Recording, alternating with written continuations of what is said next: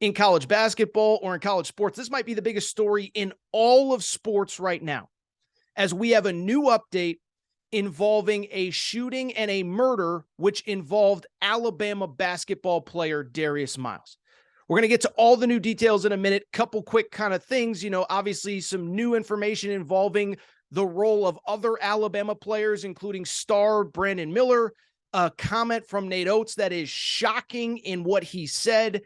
But before we get to it, obviously a couple quick caveats. One, we're going to be talking about a very serious topic here over the next few minutes. Keep that in mind. I don't know who you're listening with or where you're listening, but keep that in mind. And two, I'll just say this, is that these details are shocking and whatever. And I suspect that this story is going to continue to evolve. I'm recording here about 6:30 Eastern time on Tuesday afternoon. And so because of it, things are going to change. Things could change.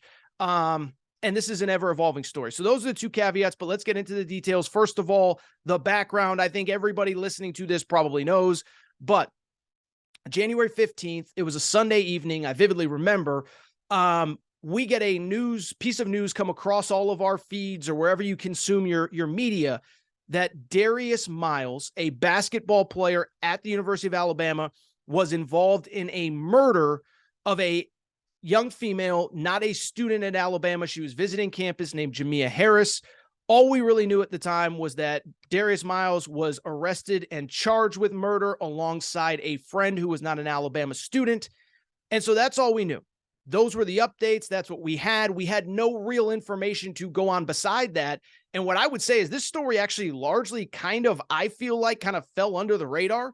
We'll talk about more of all that in a second, but I was shocked that this wasn't a bigger story in the moment. Darius Miles had been a reserve on the team. He was out for the season with injury. The school obviously removed him from the team, removed him from school. And as of right now, he is currently in jail awaiting the next step of the criminal process. And so I bring it up because we got some new details thanks to the police investigation on Tuesday afternoon. And when I say that they're absolutely shocking, I mean they're absolutely shocking. Let's get into what we know, all of the details, etc. Because as I said, as of about as of Tuesday morning when we all woke up, we knew that an Alabama basketball player was involved with a murder alongside his friend. We didn't really know much more. Well, what we found out on Tuesday was that Brandon Miller, Alabama's star basketball player, actually was the person who brought the gun to the scene of the crime. This from AL.com. I'll just be quick reading what came from AL.com. But basically, he brought the gun to the scene of the crime to Darius Miles and to Michael Davis, the other person involved. The gun was actually in Brandon Miller's car when Darius Miles retrieved it. Here's another interesting note that I found, that just is interesting from this whole situation, is that it was actually Brandon Miller's car and Jaden Bradley, another freshman.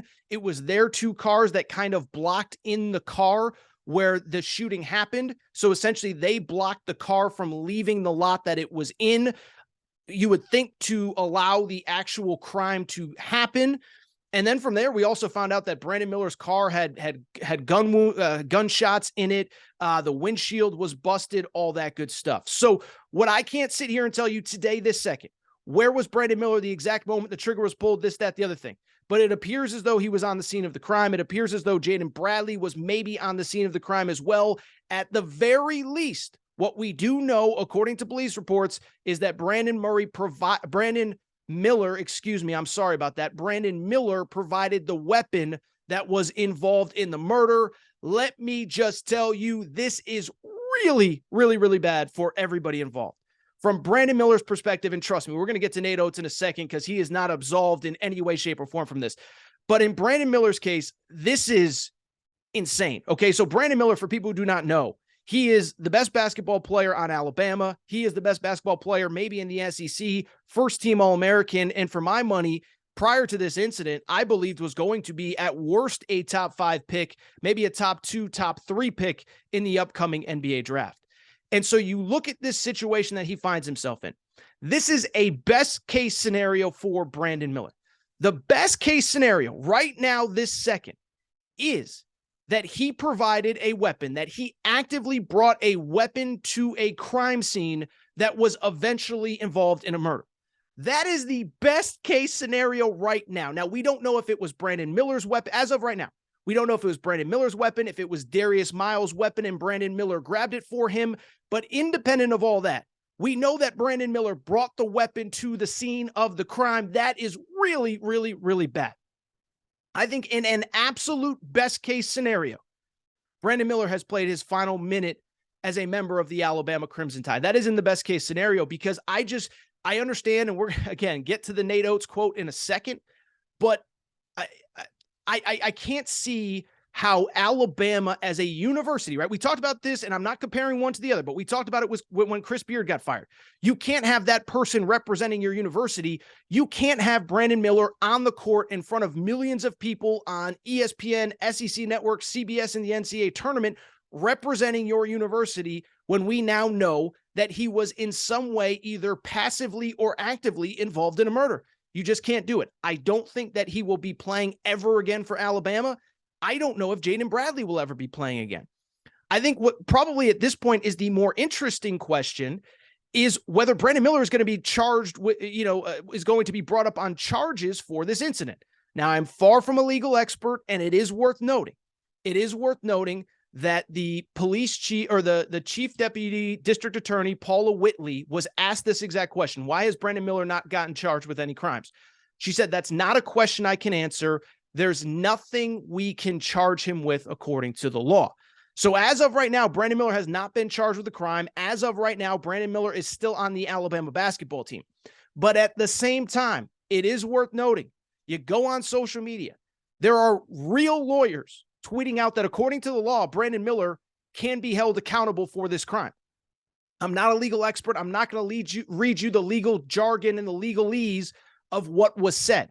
But essentially, according to Alabama state law, if you can be basically held accountable for somebody else's actions if you were involved in a situation where you knew something was essentially about to go down. And so that will be interesting. Is there proof that Brandon Miller knew that the weapon was going to be used in a crime? That I do not know. That we will find out. But that is going to be the interesting scenario going forward. This is why everybody has lawyers. I'm not a lawyer. Maybe we get one on this show here in the coming days to sort this all out. But just because Brandon Miller has not been charged with a crime, I don't think it means that for sure he will not be in the future. I think it's also worth noting this. By the way, as far as Brandon Miller in the NBA, I can't even begin to speculate right now this second. Like I said, I think he was on track to be a top 3 pick in the next NBA draft. I don't know that we can even answer that question right now.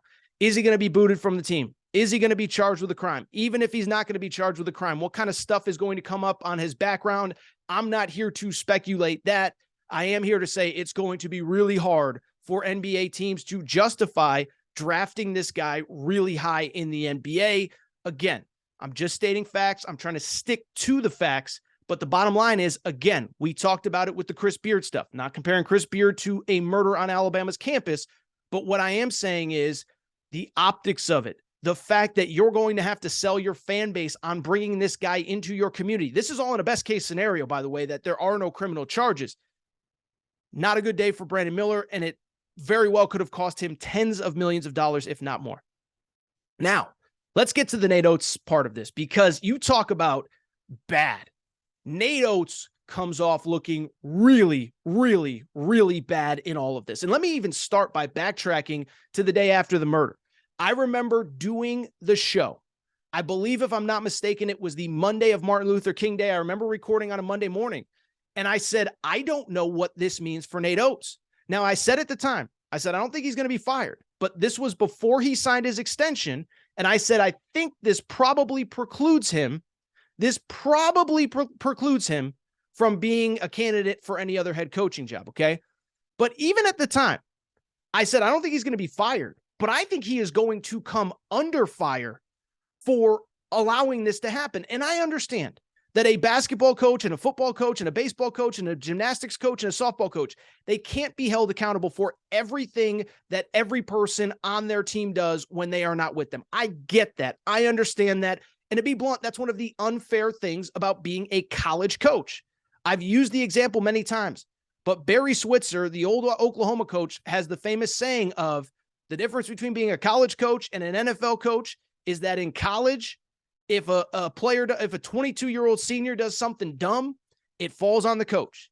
If you're a pro at 23, same kid is a year older, 23, and as a pro, Bill Belichick doesn't get blamed if his players do something dumb. Frank Reich, Sean McVay, Kyle Shanahan, Greg Popovich, they don't get blamed. But I was stunned that Nate Oates didn't come under more heat when the original story came out. Because at the end of the day, he was the guy who brought Darius Miles to campus. Darius Miles committed this crime, and I was stunned that more people just were not on him.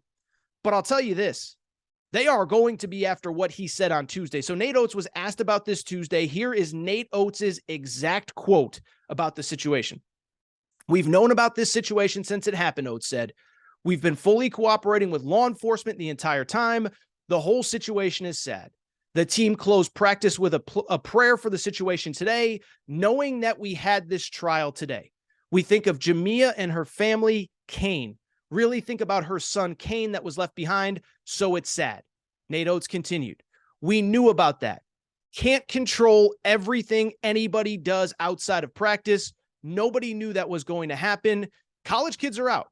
Brandon hasn't been in any type of trouble, nor is he in any type of trouble in this case. Wrong spot at the wrong time." Woo, we got to talk about that. So first of all, I'm sorry. So I read this quote before it really kind of blew up on social media. Everybody is actually focused on the wrong part of the quote.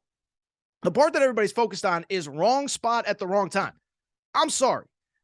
I'm not here to pick apart everything every human being says. I'm not perfect. I'm sure I've said stuff many times that I wish I could reword or I wish I could take back or whatever. But at the same time, wrong spot, wrong time, when we now know that your star player provided a gun that led to a murder, you can no longer claim it was a one-off. You can no longer claim that Darius Miles was the one bad apple that did. No. This clearly involved other people, including your star player, and you can't say wrong spot at wrong time when somebody's life was lost thanks to a player and players now that you brought to campus. But beyond that, I think people are actually hitting on the wrong part of the quote here. You know what the part of the quote that stands out to me? He said, "We knew about the situation since it happened. We knew about that." That is so much more shocking to me, and here's why. Is Nate Oates saying that he knew that not only was one of his players involved in a murder, but that another one of his players provided the weapon and he has been playing that player the whole time? And that there are two players, if you include Jaden Bradley, allegedly, that were involved in this situation? And you've been playing them the whole time? We knew about, this is his exact quote. I'm not accusing anyone of anything. He said, we knew about that. So if you knew about the weapon and you've been playing these guys, that falls flatly on you. And so what happens from here, I have no idea.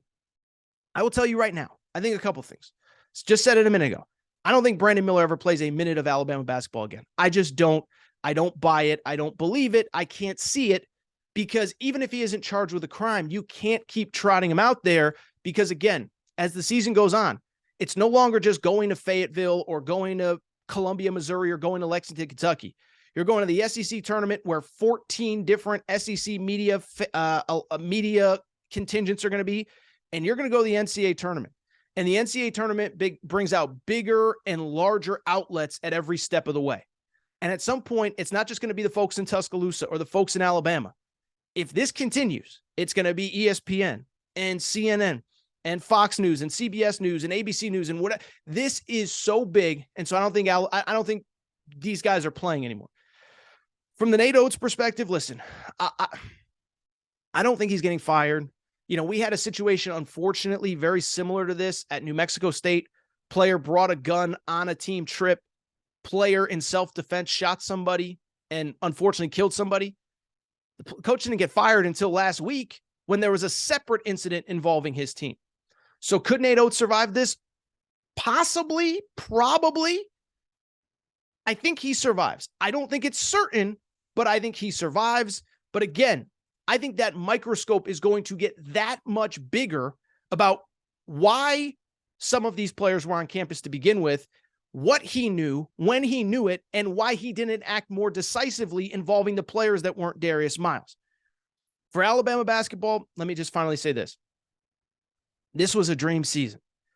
This was a season where I believed Alabama was good enough to win a national championship.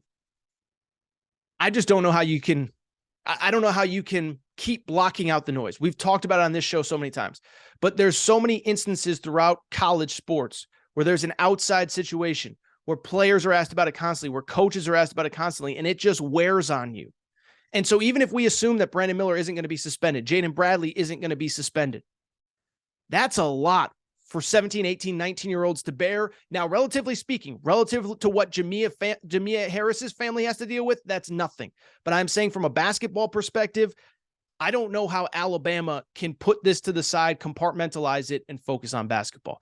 So we'll keep you updated as things go on. I'm going to effort my buddy Dan Lust, the star legal expert, sports law lawyer, sports law expert, to see if we can get him on the show. But just a shocking twist, a shocking turn in what is now a shocking story.